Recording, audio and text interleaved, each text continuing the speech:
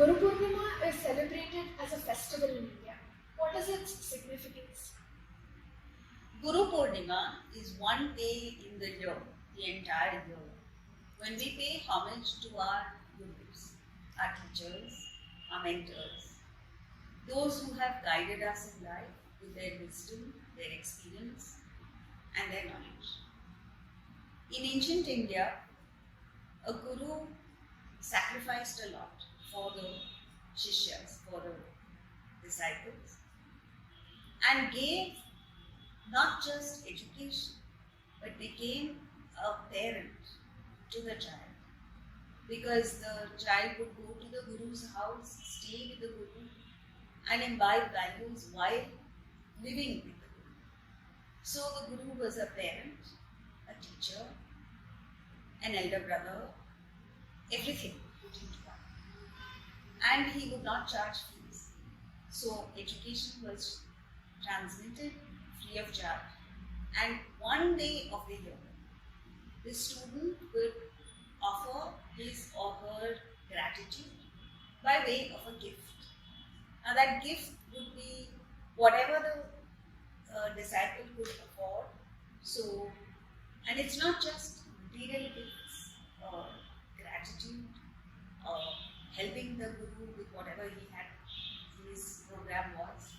And so it was a very close, intimate relationship. And the student imbibed a lot just by being around the guru, imbibing the vibes of his house, his the manner in which he dealt with situations and challenges. All of that was rolled into one. Now, in modern times, the role of the guru is not so prominent because students don't accept that they can learn something from the guru. They have that arrogance that they know everything. And gurus are not of that caliber to be able to attract this kind of respect and reverence. What is the importance of a mentor in one's life? A mentor's role is invaluable. In every field, there is the need for a person who has gone that way before, who has excelled in that particular field, who has picked up various aspects of growth in that field, which he can transmit to the student, to the next generation. So the guru is at a higher level, the student is at a lower level, and therefore the guru is able to shed light on the path because he's gone that way before. And the student benefits greatly from the advice given by the guru. Guru literally means dispeller of darkness. So in the true sense, a guru is a spiritual leader, an enlightened soul who brightens the path to enlightenment for the student. But in any field, you need a mentor. Nowadays, only in the field of sport, you have coaches. And even the best sportsman needs a coach. The coach plays a very important role in the performance of the athlete. But in other fields, the need is as important. Because a surgeon once went to his professor in medical college and said, "Will you please witness a surgery of mine?" So he said, "Sure." Now the surgeon prepared fully, and when he performed the surgery, he came back thinking it was perfect. But to his amazement, he found that his professor from college had a page full of notes where he could improve. So this is the role that a guru plays in our life. That's true. Our parents are our first gurus. Why is this so? Because the first adult that a child sees is his own parents. And the child looks up to the parents, loves the parents dearly, and naturally follows in the parents' footsteps. So whatever the parent does, the child automatically, naturally follows. And so therefore the parents are the first guru in a child's life. Whatever be the caliber of the parent, the child follows in the same manner. So when you become a parent, you have to be careful that you uphold certain values, you live by certain principles, you, most importantly, establish a happy environment in the home which is conducive for the growth of the child. And happy parents make for happy children. Today, I know friends who have no respect for their teachers. What caused this change? This works both ways, but essentially, the Guru has lost the power of unselfishness, of purity, of wisdom. It has just become one of the many professions, and a profession that pays less. So, the best among the population don't take to teaching as a profession. And all of this has led to a downgradation in the quality of the teachers. Yeah. Spiritual teachers, of course, are nowhere to be seen. And therefore, what is happening is that the children who are now smarter are exposed to a lot more information through internet and other sources. They feel they are better than the teachers. And even values and principles wise, they see them falter. So they lose respect. The way out is for the adults, the teachers. See, every adult is a teacher in his or her own way. So as adults, we need to be very aware that we are role models for somebody. Someone is looking up to us. And with higher principles, then automatically you become a leader and people follow you. Wow, You become a guru. that was insane.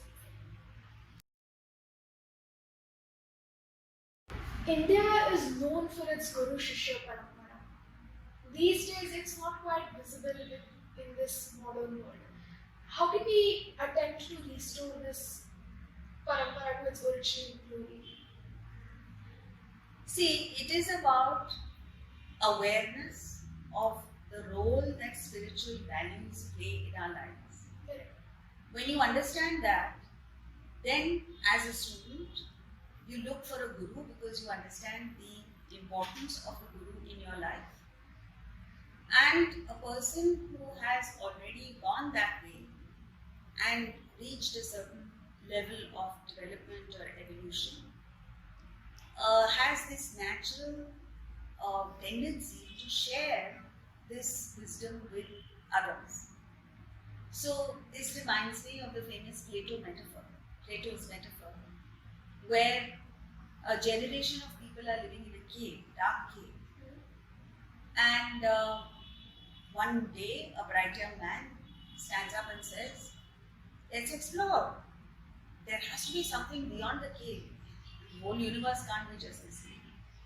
So the elders in the tribe tell him there's nothing beyond, so just go to sleep. He obeys them. But after a few days, that thought is still coming to him that there must be something beyond. And no one is with him, so he goes out alone. He turns a few corners and arrives at the worst possible place where he's in total darkness. He's lost sight of the fire in the cave and he hasn't yet come to the mouth of the cave. At that time, there is that inner conviction only that keeps him going. He goes a little further and he sees a diamond sparkling in the distance. And that is the opening of the cave, the mouth of the cave.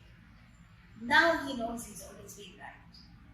And he proceeds towards that star that he sees, the light, and comes out into the open.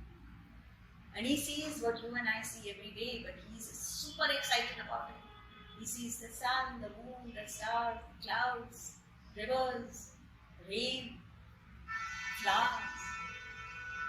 And he revels in it and enjoys it for one whole week. After that week, he thinks of his people back then. And he goes back into that dark cave and talks to them with missionary zeal. He talks to them about the sun, the moon, the stars, and the more he talks, the more convinced they are that he is mad because they can't understand the story. They have never experienced it. So he decides, I've done my bit, I'm going back. Just then, another young man comes to him, taps him on the shoulder and says, I'm with you, come on, let's go. This time, the journey outward is much easier because he's been that way. They come out and he sees the younger boy go through the same excitement and the same fervor that he went through a week ago. He allows him to enjoy it for a week. And after that week, he tells him, now it's your turn to go back in there and pull one man out. This is the Guru Shishya Parampara.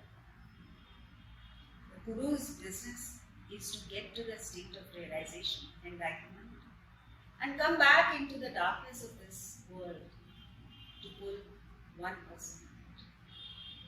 And that, if he does, he's fulfilled his obligation. Wow. So the next person then becomes the Guru, and this is the Guru Shishya Parampara. This has been broken, unfortunately, and it is up to us to restore it. How? Get that urge, like this young man got in Plato's metaphor, that there has to be something beyond this little petty world of man. And you must have the courage of your conviction to do it alone, because no one is with you. No one shares your commitment. And when you go out, get out of this, you breathe an ethereal air, like Wordsworth says. And you develop this urge to help others. So you go back and talk to people.